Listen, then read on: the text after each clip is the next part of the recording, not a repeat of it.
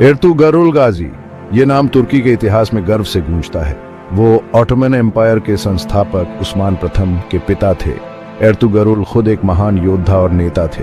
उन्होंने 13वीं शताब्दी में मुस्लिम दुनिया को एक नए युग में प्रेरित किया। एर्तुगरुल का जन्म 1191 में हुआ था। उनका जन्म काई जनजाति में हुआ था। ये तुर्किक लोगों का एक शक्तिशाली कबीला था। उनके पिता सुलेमान शाह एक सम्मानित नेता थे। उन्होंने अपने बेटे को साहस और न्याय के गुण सिखाए। एर्तुगरुल ने कम उम्र में ही नेतृत्व के गुण दिखाए। वह एक कुशल योद्धा और रणनीतिकार थे। वह अपनी बुद्धिमत्ता और साहस के लिए जाने जाते थे। एर्तुगरुल ने अपने लोगों को कई लड़ाइयों में जीत दिलाई। उन्होंने हमेशा जरूरतमंदों की मदद की और न्याय के लिए लड़े।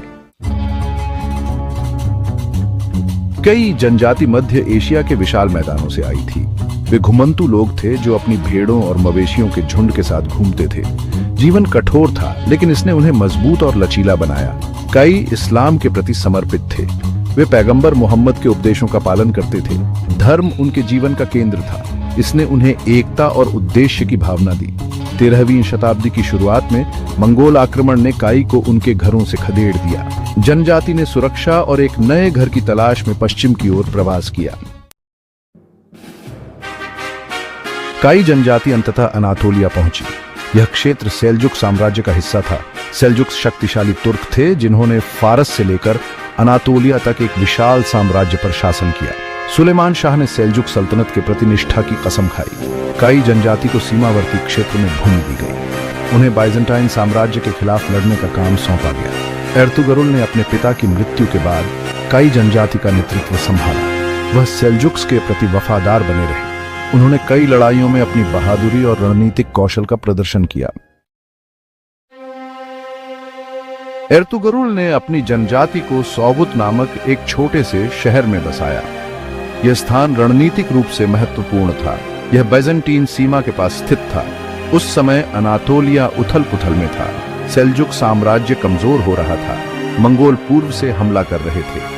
बाइजेंटीन पश्चिम से खतरा पैदा कर रहे थे। एर्तुगरुल ने इन खतरों के बीच अपनी जनजाति का नेतृत्व किया। उन्होंने अपनी बुद्धिमत्ता और साहस से काई को सुरक्षित रखा। उन्होंने हमेशा कमजोरों की रक्षा की और जरूरतमंदों की मदद की। बाइजेंटीन साम्राज्य एक ईसाई साम्राज्य था जिसकी राजधानी कॉन्स्टेंटिनोपल थी।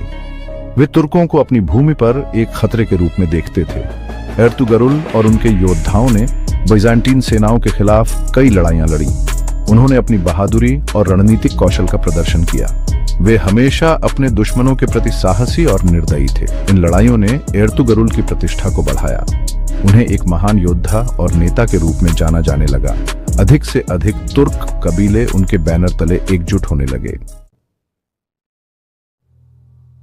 मंगोल आक्रमण ने मुस्लिम दुनिया को तबाह कर दिया था। चंगेज खान के नेतृत्व में वे पूर्व से पश्चिम तक एक विशाल साम्राज्य पर विजय प्राप्त कर चुके थे। नोयान मंगोल सेना का एक शक्तिशाली जनरल था। उसे अनातोलिया में सेल्जुक प्रतिरोध को कुचलने का काम सौंपा गया था। नोयान एक क्रूर और निर्दयी दुश्मन था। एर्तुगरुल और नोयान के बीच लड़ाई ऑटोमन इतिहास की एक महत्वपूर्ण घटना थी। यह एक भयंकर और खूनी लड़ाई थी। दोनों ओर से बहादुरी से लड़ाई लड़ी गई। एर्तुगरुल एक धर्मात्मा मुसलमान थे। वह अपनी आस्था से गहरे जुड़े हुए थे। उन्होंने हमेशा अपने कार्यों में ईश्वर के मार्गदर्शन की तलाश की। कहा जाता है कि एर्तुगरुल को एक सूफी संत शेख एदेबली का आध्यात्मिक मार्गदर्शन प्राप्त था। शेख एदेबली ने उन्हें धैर्य, न्याय और ईश्वर में विश्वास के गुण सिखाए। एर्तुगरुल के आध्यात्मिक विश्वास ने उन्हें कठिन समय में ताकत दी। उन्होंने अपने लोगों का नेतृत्व ज्ञान और करुणा के साथ किया। इसने उन्हें अपने अनुयायियों का सम्मान और प्रशंसा दिलाई। एर्तुगरुल और उनके योद्धाओं ने सोगुत में एक रणनीतिक स्थान हासिल किया।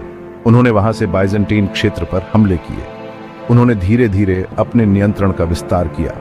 1281 में एर्तुगरुल ने सोगुत शहर पर विजय प्राप्त की। यह ऑटोमन इतिहास की एक महत्वपूर्ण घटना थी।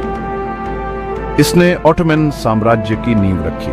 एर्तुगरुल ने सोगुत को अपनी नई राजधानी बनाया। उन्होंने वहां से आसपास के क्षेत्रों को जीतना जारी रखा।